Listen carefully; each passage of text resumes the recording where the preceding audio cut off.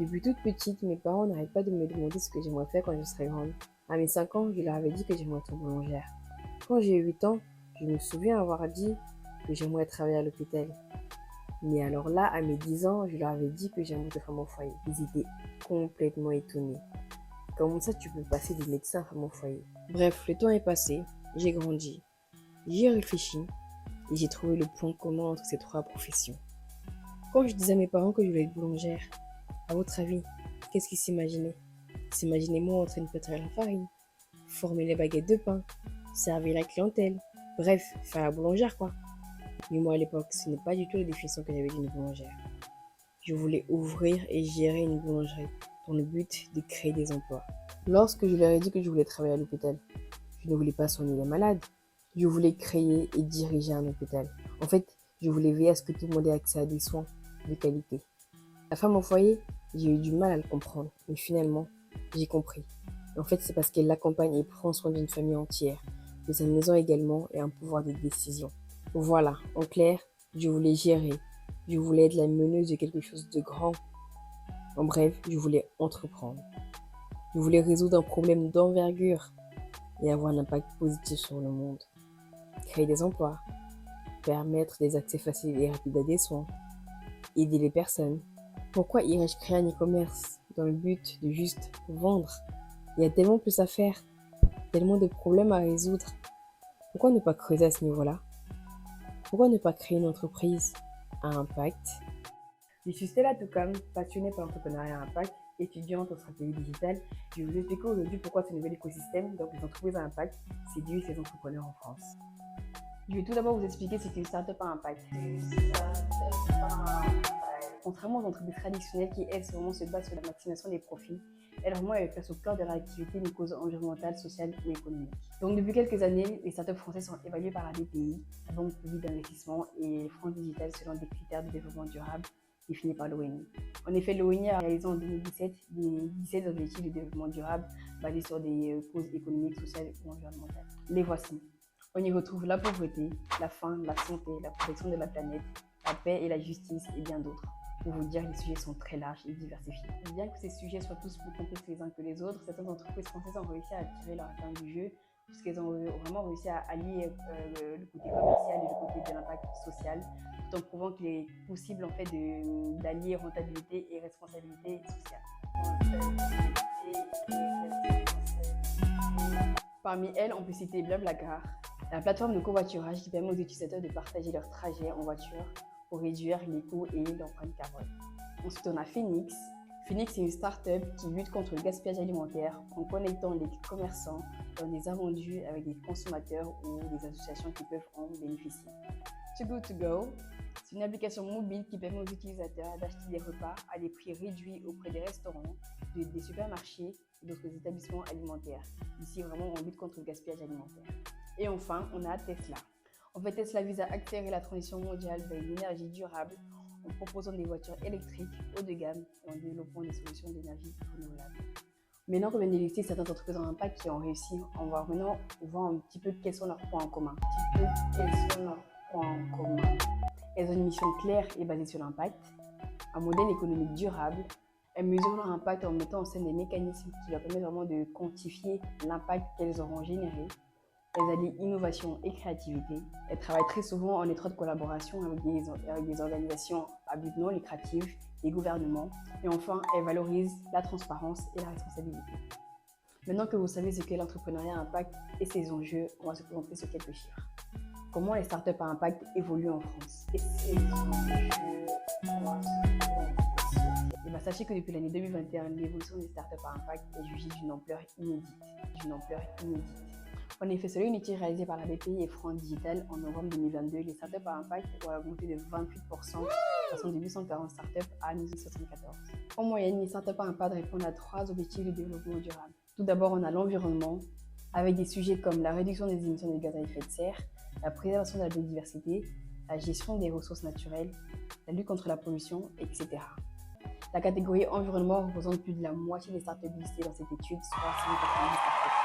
Ensuite, nous avons la catégorie économique et développement. Ici, on parle de création d'emplois durables, et soutien à l'entrepreneuriat local. On comptabilise environ 321 startups, dont 112 dans le domaine de l'économie circulaire. Et enfin, on a le social, qui là va plutôt concerner l'éducation, la lutte contre la pauvreté, l'amélioration des conditions de santé, la promotion de l'égalité des genres. Cette catégorie représente environ 163 entreprises. Concernant les levées de fonds, on remarque que c'est le côté environnemental qui lève le plus de fonds. Et ensuite, on a l'économie et le développement et enfin le côté social. Maintenant, on va s'intéresser aux entrepreneurs à impact. Quelles sont leurs motivations? Qu'est-ce qui les pousse à lancer des startups à impact? J'ai interviewé 3 femmes. Laissez-moi vous les présenter. Tout d'abord, nous avons Camille Faure, la cofondatrice de Kazoo. Kazoo, c'est la plateforme qui vous permet de louer du matériel reconditionné avec la possibilité de l'acheter ou de le renvoyer à tout moment. Ensuite, nous avons Emmanuelle Bourgueil, la cofondatrice de Things.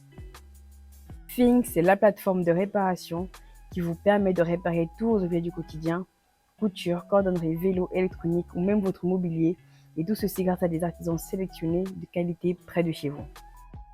Et enfin, Floriane Arnaud, la fondatrice de Travel for Good. Travel for Good, c'est la première agence de voyage sur mesure, solidaire et responsable. Partez pour un voyage qui a du sens dans des destinations toutes plus incroyables les unes que les autres. Voici la réponse. En fait, moi j'ai toujours entrepris. Donc j'avais une première boîte avant qui était une agence digitale que j'ai développée pendant 10 ans. À la fin, je l'avais revendue, donc je faisais partie d'un grand groupe. J'avais envie de recréer une société, parce que c'est ce qui me plaît, la création d'entreprise. Mais cette fois-ci, j'avais envie de aligner en fait ce que je faisais au quotidien dans ma vie professionnelle et mes convictions personnelles. J'adorais ce que je faisais au quotidien, mais je n'œuvrais pas pour améliorer le monde dans lequel on vit et avoir un impact particulier sur le changement climatique. Donc voilà, c'était vraiment pour ça que j'ai créé une startup impact. À la fin des fins, j'ai envie que ce que je fasse ait eu un impact et contribué à quelque chose et à changer les modes de consommation.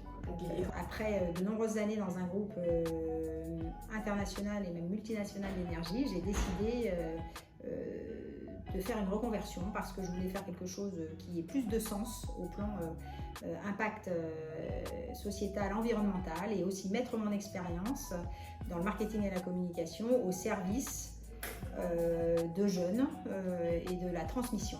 J'ai créé cette boîte parce que mes 2 dernières années de salariat, c'était dans une agence de voyage qui s'appelle Evaneos, qui est une grosse agence avec un aspect déjà un peu responsable. Et en quittant Evaneos, je suis partie faire un tour du monde avec mon mari. On a fait pas mal de bénévolat, enfin ça nous voilà, c'était un voyage solidaire, on va dire.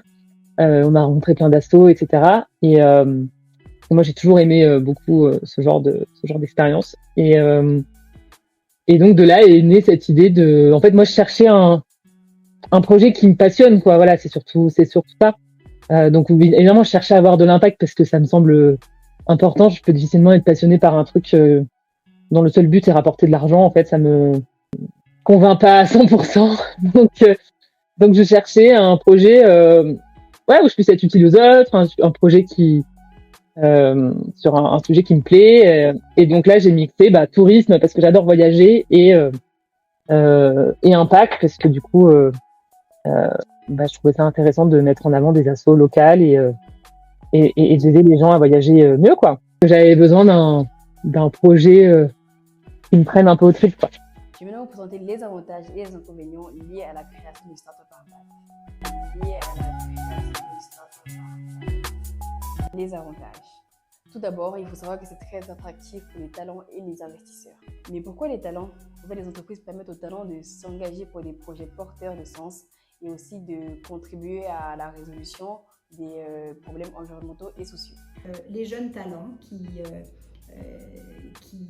arrivent sur le monde du travail ont besoin de sens et de faire quelque chose qui fait avancer le schmilblick dans le domaine sociétal ou environnemental. Et si on veut s'attirer ces meilleurs talents, il faut leur faire, il faut avoir un projet qui tienne du sens au niveau des valeurs et ça, c'est fondamental. Et alors, pourquoi les investisseurs?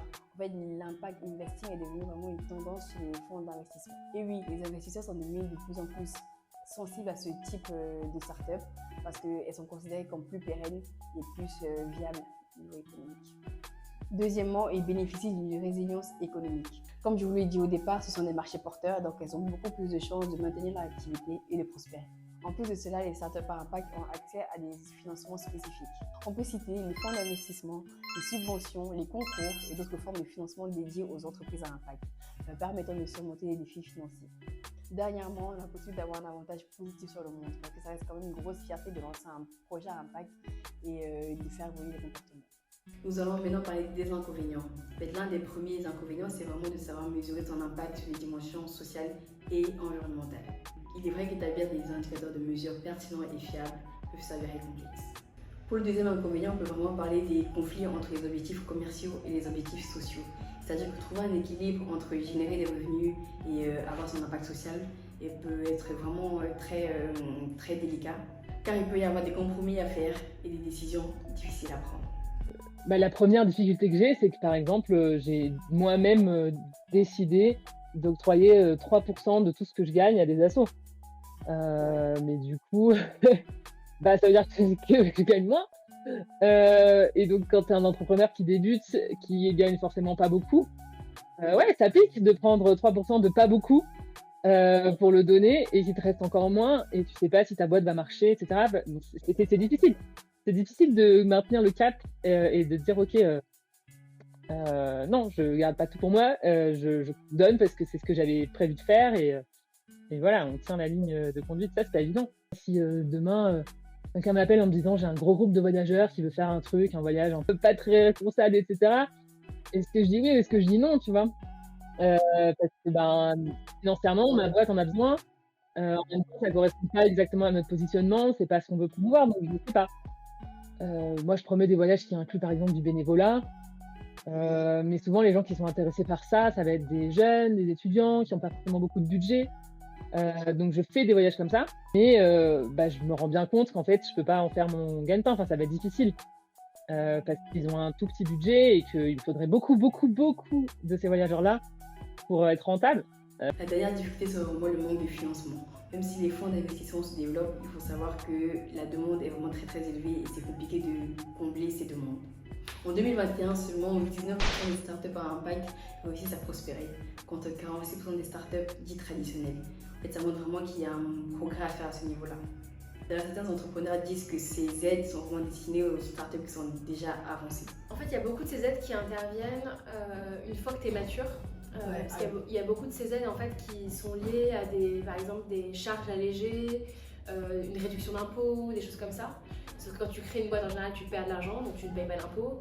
Souvent, ça dépend de ton stade de maturité, mais moi typiquement c'était ma deuxième boîte, donc quand j'ai démarré j'avais le chômage, donc je ne me payais pas avec ma boîte, donc les réductions de charges ça ne m'intéresse pas. Donc je pense que c'est très bien que ça existe. Et on peut sans doute aller plus loin en fait là-dedans, mais bon, donc j'en ai pas forcément bénéficié en fait, donc je connaissais au démarrage, mais voilà, après je pense qu'on a déjà beaucoup de chance que déjà toutes ces choses existent. Et finalement, le plus grand enjeu ne serait-il pas d'être cohérent avec le positionnement de l'impact? L'enjeu, c'est la cohérence. Je dirais que d'un bout à l'autre de la chaîne, sur tout ce qu'on fait, on doit toujours penser à être cohérent. La communication, est-ce que mon site déjà, ma plateforme, quand je la construis, elle doit être la plus light possible, être la moins polluante. On sait très bien qu'aujourd'hui le numérique ça pollue, donc la moins polluante possible. Quand on communique, c'est pareil, le ton de la communication, le contenu, tout ça doit être tout à fait cohérent. Quand on fait des achats, voilà, est-ce qu'on achète, il faut faire attention, les fournisseurs, est-ce qu'ils sont éthiques, il faut qu'on arrive à avoir cette cohérence de A à Z jusqu'au dernier kilomètre, hein, par exemple pour la logistique, et que la logistique elle doit être verte. On va réfléchir à payer le prix juste. En fait, ça c'est un peu ça la notion d'impact, je pense, c'est qu'on réfléchit désormais à comment les choses sont faites, comment elles sont produites, qui travaille derrière, est-ce que nos sous-traitants par exemple sont rémunérés à un juste prix par rapport à ce qu'ils nous fournissent comme travail. Donc je pense que ça change dans l'état d'esprit dans lequel tu entreprends et dans la façon dont tu construis ton business model et les partenaires dont tu t'entoures. Stop, vous apprêtez à partir, ne bougez pas. je vais vous partager les 3 étapes qui vont vous permettre de lancer votre startup à impact. Première étape, identifier un problème que vous souhaitez résoudre avec passion. Une fois le problème identifié, vous devez vous assurer qu'il s'agit d'un problème auquel les gens sont confrontés, c'est-à-dire en faisant des enquêtes, des études de marché et bien sûr des interviews. Une fois le problème validé, vous devez développer une solution. Cette solution doit être innovante et avoir un impact significatif. Le problème trouvé, validé et la solution développée, il ne vous restera plus qu'à créer un modèle commercial qui vous permettra de faire évoluer la solution et d'atteindre le plus grand nombre de personnes possible. Je vais vous lister 3 grandes étapes, mais évidemment, il y aura des sous-étapes et des péripéties à prendre en compte tout au long de votre parcours. Si vous avez des conseils à donner à quelqu'un qui souhaite lancer une entreprise à impact, que diriez-vous? C'est assez proche de ce que je donnerais pour n'importe qui veut entreprendre. En fait, c'est de s'entourer, c'est de parler à plein de gens. En fait, il faut vraiment ouvrir son carnet d'adresses et même au-delà et oser contacter des gens sur LinkedIn. Enfin, on a la chance aujourd'hui d'avoir cet outil qui est merveilleux. On peut contacter des gens même qu'on ne connaît pas et voilà. Aller rencontrer des entreprises dans des incubateurs. En fait, c'est en parlant de son idée, en confrontant la manière dont on imagine la délivrer avec des entrepreneurs qui ont fait des choses similaires, même si c'est parfois des liens un peu étroits, que en fait on creuse le sujet. Et du coup, si c'est dans l'impact, bah forcément mon conseil ce sera de dire peut-être aller dans des écosystèmes à impact. Il y a aujourd'hui des incubateurs qui sont spécialisés dans l'impact. Enfin voilà, donc ça peut être ça la spécificité, mais sinon c'est toujours la même. Pour moi, c'est quand on entreprend, il faut aller parler sur le terrain, parler à ses futurs clients, parler à d'autres entrepreneurs. Ce que je dirais, c'est qu'il y a un moment donné où il faut être déterminé et ne pas écouter ou faire fi de certains conseils ou critiques qui finalement ne vous amènent pas forcément la bonne énergie. C'est difficile, mais on sait pourquoi on le fait, on sait pourquoi on se lève tous les matins et ça, il faut toujours l'avoir en tête.